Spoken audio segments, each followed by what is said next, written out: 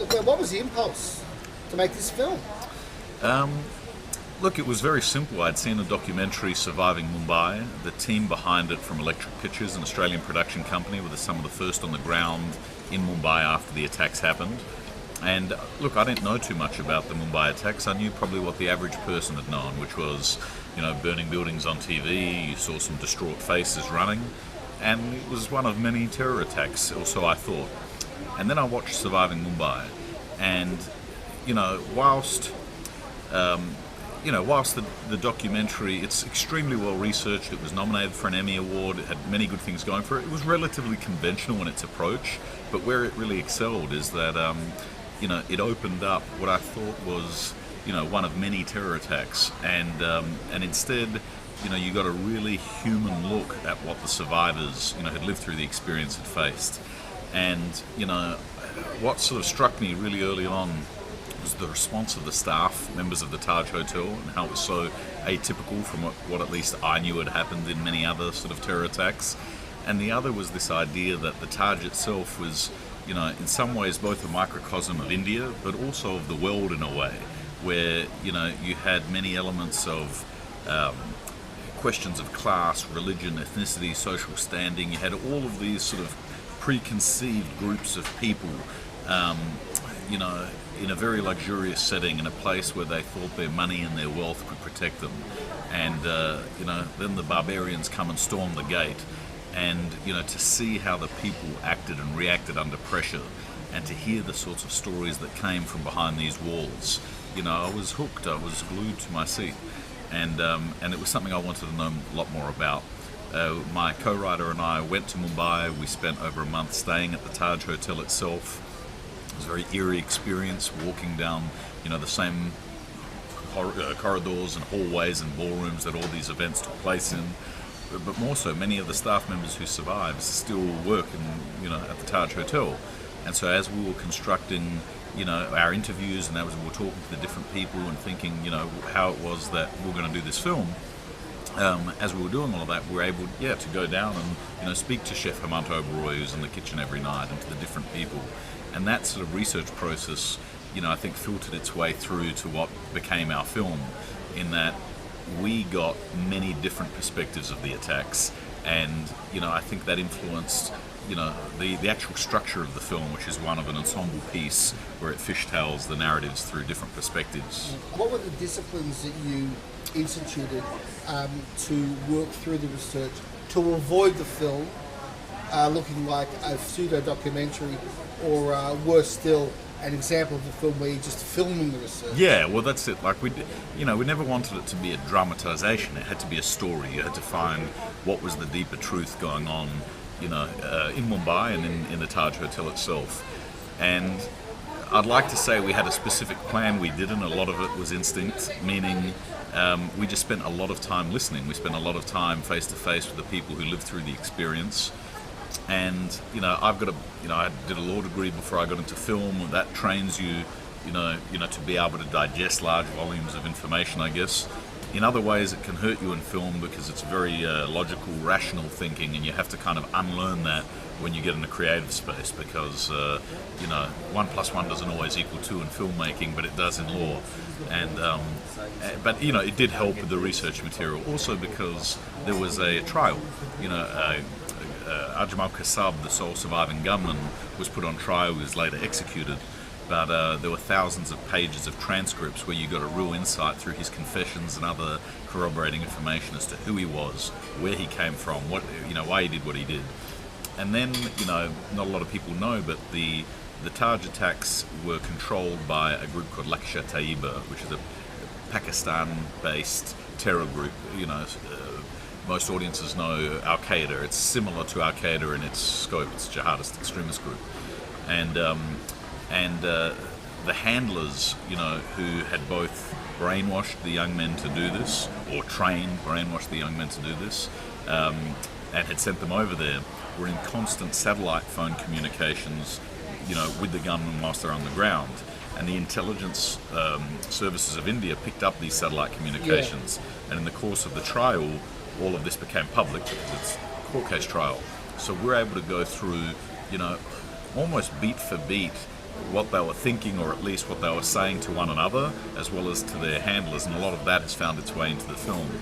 And again, specifically answer your question, we didn't have a specific research agenda. We just spent a lot of time listening, many different viewpoints, and then it was finding the story in amongst all that.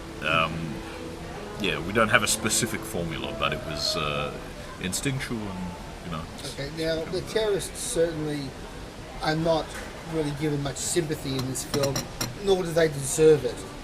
But what you have done was while not giving them any sympathy, you have humanised them, at least to the point where one gets the impression that these guys were siphoned from a larger group.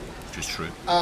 For two reasons. One, for their killer instincts, and secondly, for what appears to be their gullibility, where they're just being told what to do, where to go, to follow instructions. Was that something that came through in the research? Totally. There were over 100 candidates for what became 10 gunmen who ended up going to Mumbai, and they had them in training camps in the Pakistan mountains, very remote regions, and they whittled them down slowly along the lines that you suggested. Basically, who physically can do it, who has the stamina, but who's going to take orders, and who do they think they can push to the very end, to fulfill their desires, the handler's desires. And it's I like the fact that you brought the word humanize up, because we've copped a bit of flack for that in some cases, that we humanize them. They're humans, and humans are committing these attacks, and so if we want to get to the as a society, as people, as law-abiding citizens, if we want to get to the cause of what causes these terror attacks to happen, you have to understand the psychology behind it. You have to understand what drives people to do these kinds of things. Humanizing to me doesn't mean sympathizing. It doesn't mean making excuses for it. It means understanding why these attacks occurred. For me, it's what they did was evil. And evil is you can define a lot of things as evil. Maybe the gunmen were or were not, but they definitely committed evil acts. The film is the film is criticizing. Obviously, it's a major indictment on what they did. But more so, it was the voice in their ear. It was the ideology that drove them that we're trying to attack in this film. Because you know what? If it wasn't the 10 young men that caused the Mumbai attacks to happen, they would have found another 10, and then another 10, another 10. And so that's what the film, in some respects, is trying to get at. Now, this is the leading question. What is the takeaway message or messages that you'd like people, that you intend for people to take from this film? I think there are several. One thing that really struck me through all our interviews was this idea that you had people from so many different racial, ethnic, socioeconomic backgrounds who were able to look past those divisions that exist in everyday life, and who were there for one another, who were selflessly doing all they could so that as a group they could survive. And I was taken aback by that. The staff of the Taj Hotel, these were people obviously with families and lives of their own outside of the hotel. Their life didn't begin and end at the hotel. But you saw this really interesting phenomenon happen at the Taj, where it wasn't as though they had done any drills or preparation for a terror attack in any massive organised way. They weren't specifically prepared for anything like this. But when the attacks happened, the staff members of that hotel en masse decided to stay and help their guests and be there for both their fellow workers as I said, as their guests. And beyond that, you had some staff members actually get out of the compound, out of the hotel, having ferried customers, guests to safety, and they made the decision to turn back and go back in. That decision to do that is something we wanted to explore in this film. In fact, Harvard Business Review got a team of psychologists and sent them to India to try and explore, investigate, determine what it was about the members of that hotel, the staff members of that hotel, that caused them to act en masse so selflessly. And they looked at the corporate culture behind the Taj. They looked at the recruitment policies of the Taj Hotel.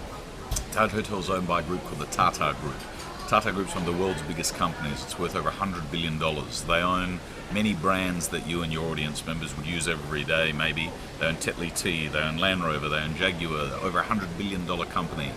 And yet the family that have got the majority share in this company, Ratan Tata's family, they've kept less than 1% for themselves for over 30 or 40 years, and maybe more. The entire amount has been put on trust for the people of India. So even though they run the company like a strict corporate sort of behemoth that it is, the profits and the dividends from this company gets reinvested into India, into schools, into training engineers, into all sorts of social programs. And anyway, these Harvard psychologists who are investigating, looked at the philosophy of the company and looked at how, in the sake of the Taj, which was one of their oldest businesses, how it was they came to hire their staff members.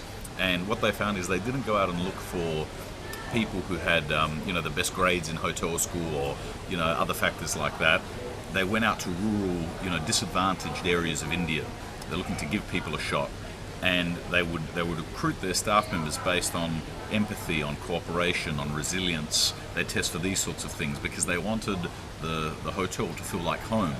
And with the staff members, they've been there over 30 years, 35 years, and they see it, I think, as part of a greater.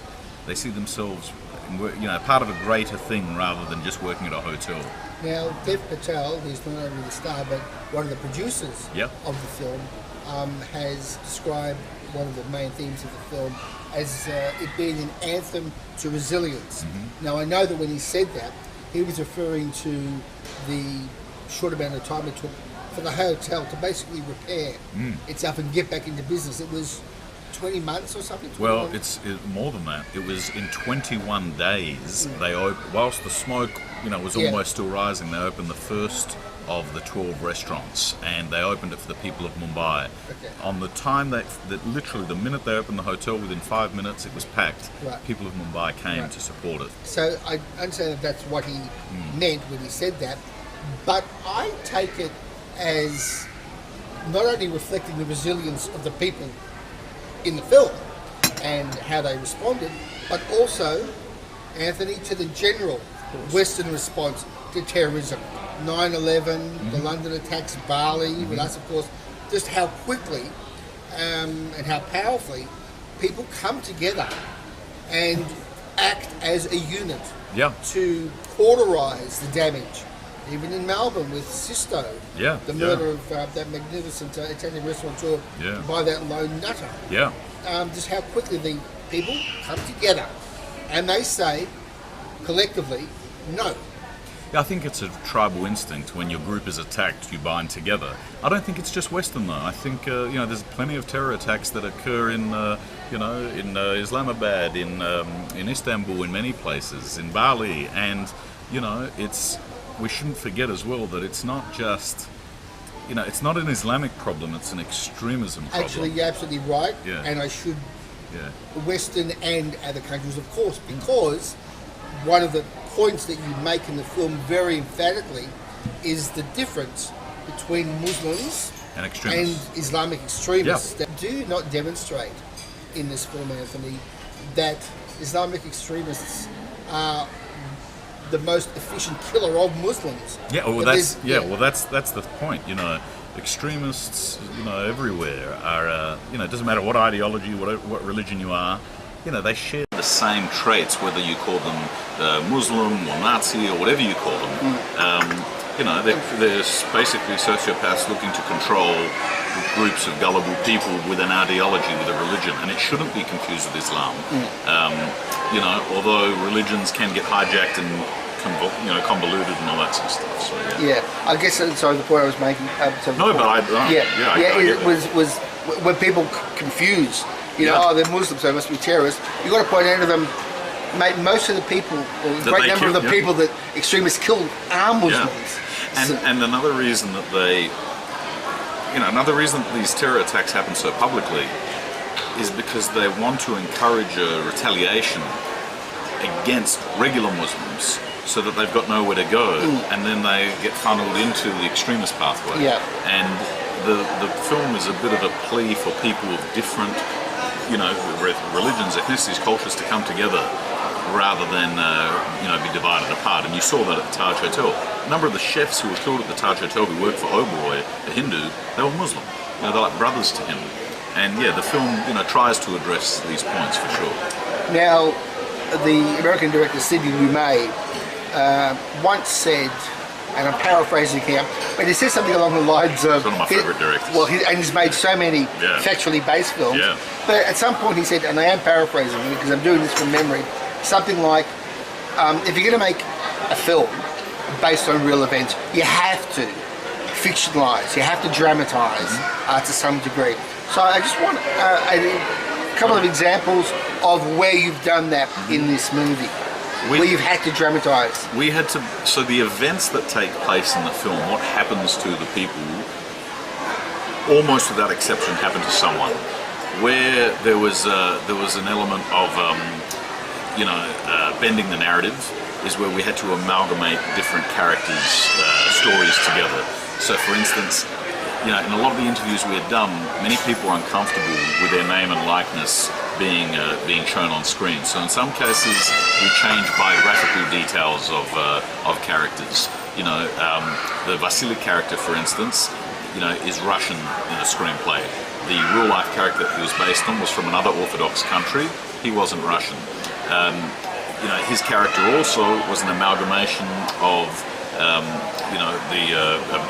very wealthy businessman that he was based on, and a special services South African commando who was caught up in the attacks, who survived, and we blended their two stories together. We'd done the same thing with the David and Zara characters, where they were based on so Zara in the film in Hotel Mumbai, then there's an Imbaniata character. She's Persian in our film. The real-life character that she was based on was from a different Muslim country, but the same things that happened to her happened in the film. We blended her story with another story of an American man and his wife, who's from India, who'd gone to Taj many times, because we're not looking to make a documentary. We're not looking to dramatize events. It can be difficult to get across, but with a film you're going for a deeper truth. You're looking at the why, not just the what, not just the what happened, but why did it happen. And if you've got 2 hours to tell that story, and you have to make these decisions. And there was hundreds of people caught up in the hotel. There are literally infinite ways that you could cut it. And the main idea about the film was to say there was a true event. Let's research it so we can have a point of view in terms of why it occurred and what was driving these different people. But there are times when you have to do things like amalgamate characters to fit within the 2-hour runtime. And we have shown the film to Taj staff, who survived the attacks. We went back to India in December. We showed it to pretty much all the surviving staff members. We showed it to Ratan Tata, who is the chairman of the Tata Group that owns the Taj. And Ratan said something interesting to me. He said, for 3 days I stayed outside the perimeter of the Taj. I didn't sleep, and I haven't felt the same way that I felt then until I saw your film. He said, I see that in some places it's not a documentary. You had to take some artistic license, but seeing the film feels like what it felt like to live through that. Right. So it is that whole thing about the difference between dramatisation of real events and distortion. Yeah. Dramatise but don't distort, as long as you're getting... And Richard Attenborough made the same point when he made Gandhi. Yeah. That he knew he was compressing a life into 3 hours. Yeah. But the idea was to get the spirit across. Yeah, exactly. Yeah. Now, for all the research that you had to leave out of the film, I wanted to just ask you about a particular moment that you chose to leave in. It's a particularly disgusting moment where you hear the controller instruct the guys, from now on I want you to shoot them in the head in the doorway so that the bullet goes through and doesn't ricochet. As a director and the co-writer of the film, why did you decide to include that particularly disgusting detail in the film? That was word for word from the real life transcripts, and we heard the audio footage of that. just because it happened and just because it's true does not mean you should necessarily put it in a film. But what just floored me by first reading that thing and then listening to the man say it, I don't understand the language that he was speaking, obviously I read the translation, but it wasn't just what he said, it was how he said it. He said it in the way that someone, you know, if you ring a hotline and ask how to fix your wall oven, and they say, you know, put the blue wire with the red wire and twist the screw and then that's it. Oh, yep, it's fixed. It was with that sort of cadence that he said it. Okay, get the guy, turn him around. What are you shooting like there? Shoot him through the head so it ricochets. And it was just the absolute bland, blasé calmness with which he said this and which, you know, the boy on the other end received it. I thought, you know, they're beyond... You know, they're beyond thinking about the people that they're going after as people. They're not people to them anymore. It's like they're mosquitoes, you know, on the ground. And that's meant to be reflective of the indoctrination process they went through prior to getting there. You know, they had made these young gunmen watch hours of footage of Muslims being killed and all sorts of other sort of things that they did to get them in a headspace that the only people that exist, that are worthy, are you, your brothers, and people within our... Everyone else, forget them. It's certainly reflected in other moments when he just says, okay, now time to get some hostages. Yeah. And then he's, oh, well, just kill them. And there is that casualness. Or when they're having a joke and then a second later they shoot someone and they go back to joking. And you know, we talked about it, the actors, a lot, and we're like, you know, one of them had an issue with that. It's like, well, how could he bounce from one to another? So the problem that you're having is you're thinking about them as humans. I go, if we're talking now, and it was India, so there's mosquitoes everywhere, and a mosquito went on my arm. I go, we can have a joke now, I can spot the mosquito, and then I can keep joking, and neither of us will give a shit because it's a mosquito. That's how you think about these people. There was a moment where they go in, they're in the hotel, it's before they start shooting, before they even get their guns out, and they note how beautiful the hotel is. Now, you're making a very quick reference there. These guys, while they were in the middle of destroying lives and wreaking havoc, they were actually awed by the beauty and the luxury of the place. It was making an impression on them. And well, the handlers used that to further motivate them. They said, look what they've taken from you. Look what they've taken from your fathers and grandfathers, referring to the partition of India in 40s, well, what became India and Pakistan in 47. But yeah, these were young men from, you know, some of the most impoverished areas that you can think about. Some of them didn't even have running water, and then they go into a place like the Taj. Yeah, it's a different world. Okay. Now, what was it like making the film when you're staging these horrifically heavy, bloodthirsty scenes day to day? It required a lot of discipline, and it required, you know, everyone on the set, cast and crew, to be 100% behind it. I was just super lucky and fortunate that they were. It wasn't a struggle in terms of motivating people. I think we all collectively felt a huge sort of responsibility, you know, to try and tell the story authentically for the survivors and for the families of those who didn't survive. But that being said, minute to minute, you know, there's difficult things that, you know, we had to do. And so it's how do you, as a director, you know, not just get one or two actors into that frame of mind. In some cases, we get hundreds of people, you know, in unison to be, to be reliving the chaos of one of the world's worst terror attacks. And there were little techniques and tactics that I used. So one idea that worked really well was we got an iPod and had like a touch bar on it. And depending on which button I pushed, it was connected up to really loud PA speakers that I'd hidden throughout all the different sets. Yeah. So I could have people screaming, could have bombs, I could have gunfire, and no one knew when it would happen. And so as they were sort of, you know, going down the stairs, or boom, like this, and then everyone would freak out, and, you know, and that worked really well. It was a very simple way to get, you know, 100 people all in sync with one another. So you did a William Friedkin. Is that what he did? I don't know. He did on the French, not on the French Connection, on The Exorcist. Really? He would suddenly shoot. Right. Just to get the reaction from him. Yeah. That's extreme. Like, look, they knew that it was coming. They just didn't know when. And look, there's no other way to get, you know, 100 people to act in unison and to have something they can respond to. And so, yeah, our sound team, James Curry was our sound guy in Adelaide, and he's, you know, just a wealth of information. He worked on a lot of Rolf de Heer films, He's like, fucking Anthony, we're going to do this. Look what I've rigged up for you, you know.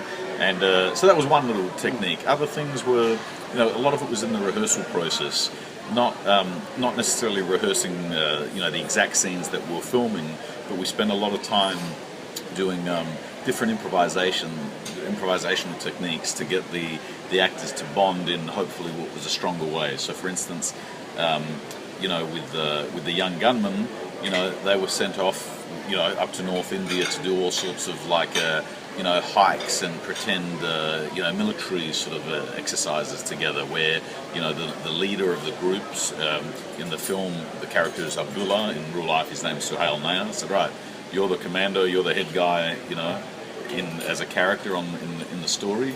So I want you to take, you know, this group of guys, you know, up into the mountains in North India. His family were from there. And, you know, spend 3 days trying to get from this point to this point with minimal rations and see how you work together and these sorts of things.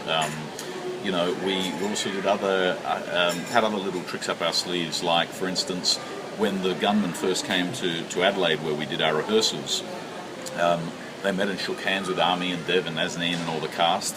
And we said, right, you're not speaking to each other again until wrap, because we don't want to build a familiarity. You know, we don't want you guys socializing, you know, one night, you know, having drinks together, and the next night you're putting a gun in his face. There's got to be a separation. We don't want any of that. And you know, and on the flip side, you know, we had the staff members who were playing hotel staff, you know, doing all sorts of exercises together. And I think more than anything, it's, you know, it's the actors that, you know, had a big part to play in. I understand you had a couple of weeks rehearsal time. 3 weeks. 3 weeks. Yeah. How often does a feature film? I don't know how it happened. I just pushed it. And Gets they 3 weeks. Often, I understand they get very little rehearsal time before shooting starts. How did you get 3 weeks? Because the actors were willing to do it. Like, they, you know, they wanted to do justice to the story. Dev had to, you know, get his type of Indian accent right. He was speaking in Hindi for the first time. Even before the 3 weeks, he spent a month by himself in Mumbai, going to the Taj all the time and just kind of getting back into the swing of things in that regard. There was also another argument for having the rehearsal time, which was, you know, if we could put up the actors in hotels and stuff for that 3 weeks, it was going to be far more cost effective to know what we were doing before the rest of the crew get there than figuring it out, obviously, on set. And because we had for what we wanted to achieve, a relatively compressed shooting period, those rehearsal times weren't just about getting the acting right and the performances in sync. You know, we had the cinematographer there, we had the sound guy there, we had everyone there, and that was where we sort of, figured out how we were going to shoot the film. It wasn't storyboarded to within an inch of its life. You know, we spent a lot of time in the real life locations that we'd end up filming in, and just let the actors be in the space. And sort of, my cinematographer worked with them on my shorts, you know, would see what they were doing, and then, you know, we came very early on with the idea that we wouldn't be lighting for a shot, we'd be lighting a space, like the Harris Savitas school of cinematography, where it's like, light the space, but the actors find the light. If they get in the dark, doesn't matter, we'll figure it out. And it creates a far more organic, naturalistic feeling process, or feeling result, which for this kind of film, you know, I think works. Because the cinematography is outstanding. In fact, if I can be frank with you, this is your first feature film. Yeah. So your training is basically having made short films. But I wanted to ask, in all honesty, because you can't tell. And we're going to the stage now where, I mean, there's no way, seeing as blind, that you would guess that this is the first film for a director. And that is the intent, is to see compliment. Can I just ask you that, on top of the real world experience that you have making shorts, what about just film literacy through watching films, through watching movies, through consumption of films? Does that actually help as well? Of course. You know, and I didn't realise it till much later in my life. Not that I'm super old, in my 30s, but, you know, when I did law school in Australia, but I was lucky enough to be able to do an exchange program to California where I studied film for a year. And I wanted to go to UCLA because that's where Coppola went. A lot of other filmmakers I liked. And I said, fuck it, I want to go to UCLA. But they said, no, if you go to UCLA, you're still an undergraduate and you won't be able to do production. You'll only be able to do film theory. But if you go to UCSB, which is University of California, same university, but Santa Barbara campus, you'll be able to do production.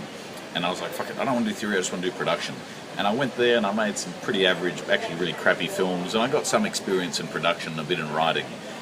But looking back, I kind of wished that I had, done the film theory, because it doesn't really matter how, it matters how you make the film, but it's what you have to say that's more important. It is understanding the language of cinema and all that. And I, like most filmmakers, was addicted to films since before I could remember. I'd watch the same films again, and I've watched some of my favourite films literally over 150 times, like no more off by heart. And it's just, I don't know why some people gravitate towards certain things. For me, it was movies. Okay. And yeah. But just quickly, what are some of the films that you've seen many times? Oh, many.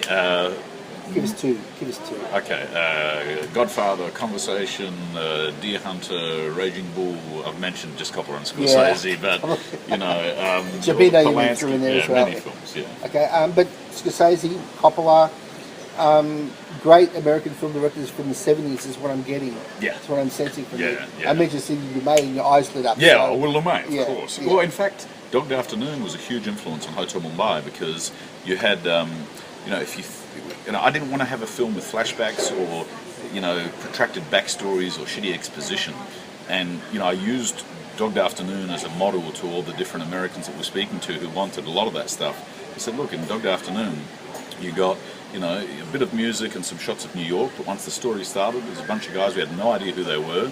They walked into a bank with a flower box, or what looked like a flower box, and very casual, just basic suits, and then they held up the bank. And then we're in a confined space for the course of a movie, and it's through the actions that they take whilst the pressure is on that you find out who they are. And that was a basic model for Hotel Mumbai. Did you listen to the DVD commentary on the Dog Day Afternoon DVD? I would have, yeah. I would have, yeah. I think I've read making, and I've read making movies. Yeah. I've done, and Elia Kazan's thing as well, which his autobiography, which Lumet in turn, talks about a lot. Yeah. Anthony, you edited the film as well as directed. What is the advantage of editing a film that you've directed as opposed to having an editor who edits for you? First of all, I don't want to take credit where it's not due. Peter McNulty, who did come on, to our film, who's a great American editor, without him, the film wouldn't be what it is. However, I've edited all my shorts before. The Palace, if you ever see it, has got a lot of tonal and thematic similarities to Hotel Mumbai. And I always shot the film with the idea that I'd at least be co-editing it, because the first editor who we're going to have on board is a close friend of mine. He wasn't able to do it for health and family reasons, but it was specifically shot in such a way, that it wasn't storyboarded to within an inch of its life. So I knew it was a bit of fuzzy logic with how we were shooting it, knowing that in the edit room we'd be finding it a lot more. And I think your job as a director ends when the curtain opens, not when you finish filming. And editing is as important as any other. It's equally as important as writing or directing. And I like to be very involved in that. This is an Australian film. I think it is and it isn't. Like I'm unashamedly Australian. I love we're the greatest country, all that stuff. What I'm proud about is, as much as it's an Australian film, it's a real international endeavour. It's where Australians and Indians and Americans all came together. But yeah, Australia was the nexus. I understand that we came very close to losing this film. The whole Weinstein company collapse. Yeah. Can you just just put it in a nutshell for us? But can you just tell us what happened with the film, with the Weinstein company, and how you really would love this film to have premiered in Australia last year on the 10th anniversary. The timing was shifted a bit, but you didn't lose the film. Well, it shifted for two reasons, though. One, before Weinstein happened, I cut off my finger when I was making the film, and so that delayed production by months, because even though I had to come back after the accident to shoot Army and Nazanin off so that they could go on to other productions, there were big setups and we couldn't we couldn't do it all then, so I had to come back a few months later. That delay meant that we managed to miss the worst part of the Weinstein mess, because had we released on our original schedule, which was in September 2017 at Toronto, it would have meant that our original release date would have been fall 2017, so we would have premiered at Toronto, but then the film would have been in limbo for 9 months in bankruptcy court, and it would have died as many other films had trouble. So because of this accident, it ended up being the case that we had decided prior to the Weinstein revelations coming out that we would push to the following year anyway, but we didn't think it would be so late. And and then totally unbeknownst to us, Weinstein didn't have any money in the film. They had the US and UK territories, but the rest of the film was sold to other distributors around the world. And then right when we were in the thick of post-production, all these horrible revelations came out, and we were floored by it, because now we had a film that was quickly sinking into bankruptcy hell. And we spent 9 months coming to work every day, doing editing, visual effects, sound mixing, not knowing if the film would ever see the light of day, or if it would be locked up in bankruptcy court for 5 years. So on top of actually putting together a film about a horrific event, you yourself was going through a horrific event, mentally thinking, will this film see the light of day? But my understanding, and again, this is just nutshelling the whole thing, was that the film was falsely listed as an asset from the Weinstein Company, and it wasn't meant to be there, and you argued it out of the Weinstein asset list, is that right? Yes and no. They had the distribution rights, although they didn't pay any money, so that was a convoluted sort of situation, but they weren't able to fulfill their obligations as distributors because the company ceased to operate. So we were ready, we had the film ready to go, but they couldn't put the film out. But for us to litigate that in court would have taken so long, and we ended up having to make a deal, which was to say, with the Lantern Capital who took on Weinstein Company, we're good. We negotiated with them. We said, listen, we don't want the film to sit on your shelves forever. You're still figuring out what you're going to do. Let us buy it back, albeit we never got any money for it in the first place, but we had to raise millions more dollars to buy it back, and then very quickly have to resell it before the rest of the world would release it, because then you couldn't sell it in America. So we had a very small window to do that. I do want to know about what happened to your thumb. Sure. What happened? We were filming in Mumbai. It was the day that we were filming the very first scene in the film. The terrorists come ashore. It started very early that day. It was 3, 4 in the morning. We're up to film it. It was a long day, and we had our wrap party that night. And even though we had 11 days to film, it was our wrap party that night, because when our film was scheduled to finish, the following day was Diwali, which is like a huge Indian religious holiday, equivalent in a way to our Christmas. So they said, let's do the party on 11 days earlier. I said, okay, it's fine. And it was just a simple, stupid mistake. I was at a party, at a restaurant bar kind of thing, and there was a big industrial fan, and it was cooling people down, but some of the actors were hot and sweaty.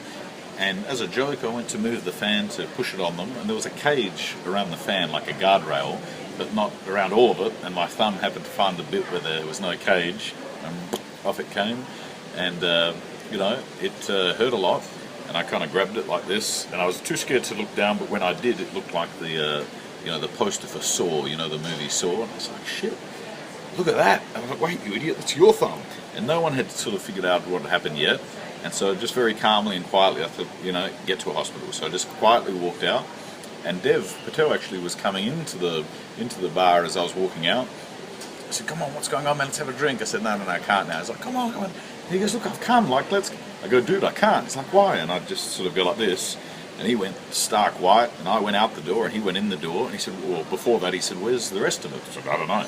I just wasn't even thinking about that. And I, went into our driver, take me to hospital, and Dev went inside and said, he's lost his thumb.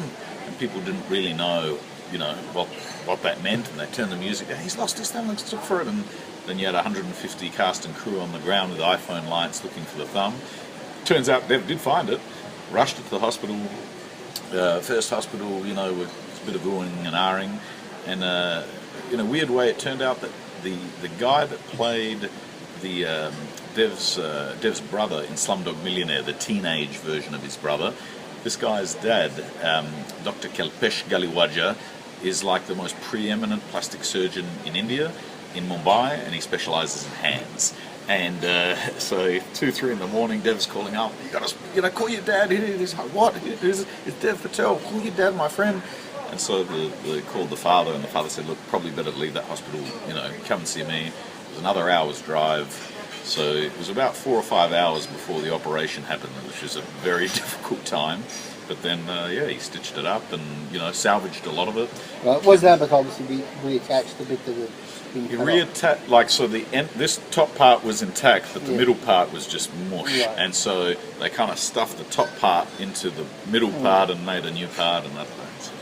Oh, I hope you Such like is life. Such Such is life. When And suddenly look, had I something- done it at home, I'd be morbidly depressed. But in the circumstances, it's a story now. So.